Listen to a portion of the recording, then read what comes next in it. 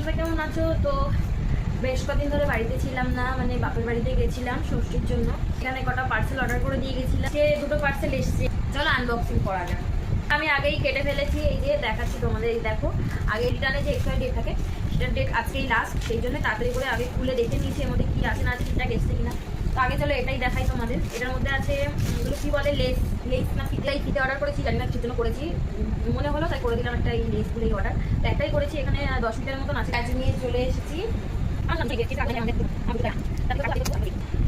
সবাই দেখি কিছু রাস্তা দিয়ে কাটে, আমি পারি না আস্তে দিয়ে কাটতে। যাই হোক, তো এই হলো আরেকটা পার্সেল। এই যে ঘর সাজানোর জিনিস, এই যে দেখো, ঘর সাজানোর জন্য আমি এটা অর্ডার করেছি। দেখা যাক কোনখানে লাগাই ঘরের, এখনো ঠিক নেই কোথায় লাগাবো। তো দেখা যাক, লাগালে পরে তোমাদের অবশ্যই দেখাবো। মতো তাহলে টাটা। ভিডিওটা ভালো লাগলে লাইক কমেন্ট শেয়ার করে দিও, আর বলো আজকের ভিডিওটা তোমাদের কেমন লাগে।